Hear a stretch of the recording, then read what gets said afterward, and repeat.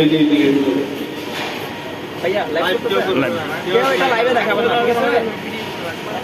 আসলে লাইভ দেখালে হয় কি সেটা একটু বলি। লাইভ দেখালে বাতেনরা গালাগালি করে, এই গালাগালিগুলো আপনাদের কারণে হচ্ছে, রসুলের তবরুকাতের উপর গুনাহগার আপনারা হবেন, কেউ লাইভ দেখাবেন না। এই জন্য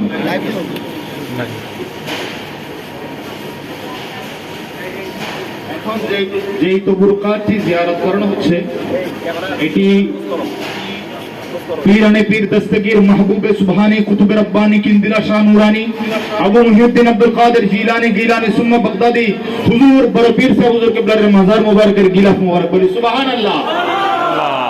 এই গিলাফটি হুজুর ডক্টর আল্লামা আফিফউদ্দিন গিলানি মাদ্দাজিলুল আলীর মাধ্যমে বাংলাদেশে এসেছে, বলি মারহাবা। আমরা এখন জিয়ারত করছি পীরানে পীরের মাজার মুবারকের গিলাফ মুবারক।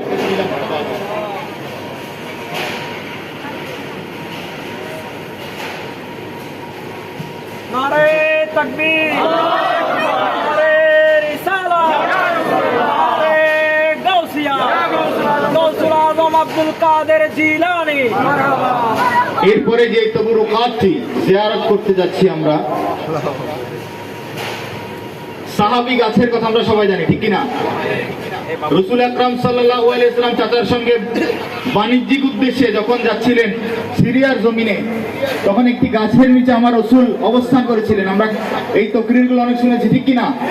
সেই গাছ মোবারক, সাহাবী গাছের একটি ছাল মোবারক, বলি সুবহানাল্লাহ। যেই গাছটি মরা গাছ ছিল, আমার রাসূল আকরাম সাল্লাল্লাহু আলাইহি ওয়াসাল্লাম বসার কারণে, রাসূল আকরাম সাল্লাল্লাহু আলাইহি ওয়াসাল্লামের স্পর্শ লাগার কারণে মরা গাছ জিন্দা হয়ে গেছেন। সেই গাছ মোবারকের টুকরা মোবারক, এটি বলি সুবহানাল্লাহ।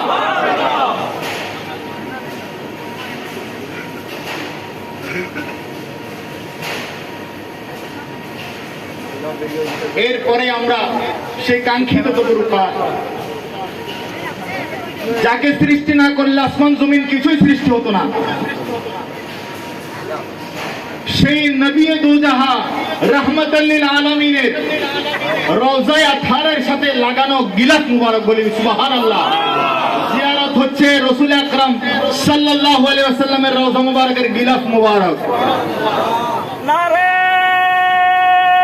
तकबीर, नारे रिसालत, से सिकंदर या नबी शहंशाह मदीना, हयातुन नबी, जिंदा नबी, सरकार क़यामत, हुजूर क़यामत, हाशिम क़यामत, मक्के क़यामत, कुरैश क़यामत, आका क़यामत, या रसूल अल्लाह।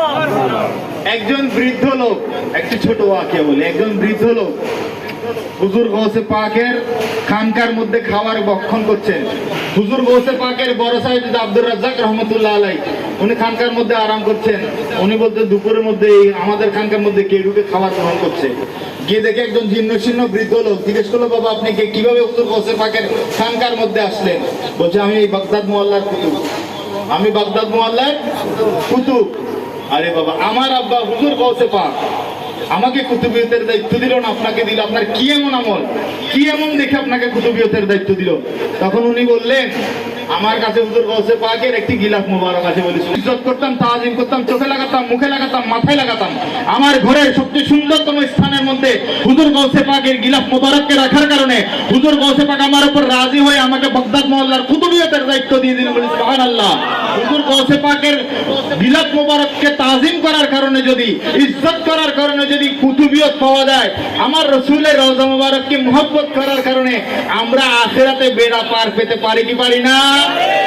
আমরা এই নিয়ত করে রাসূল আকরাম সাল্লাল্লাহু আলাইহি ওয়াসাল্লামের রওজা মুবারককে দূর থেকে একবার ইশারা দিয়ে চুমু দেই, রাসূল আকরাম সাল্লাল্লাহু আলাইহি ওয়াসাল্লামের কাছে মনে মনে আরজি দেই, ইয়া রাসূলুল্লাহ, মদিনা বাংলার জমিনে বসে বসে আপনার রওজা মুবারকের গিলাফকে তাকিয়ে তাকিয়ে আপনার দরবারে আরজি দিয়েছিলাম, আমাদেরকে আজকে সুপারিশ করুন, বলি মাত্র। আজকে এই জিয়ারতগুলো আমরা করলাম, ইনশাআল্লাহ আমাদের জন্য দোয়া করবেন। আমার বন্ধু আশরাফ কাদেরের জন্য দোয়া করবেন, আমাদের সকলের জন্য দোয়া করবেন। এই পর্যায়ে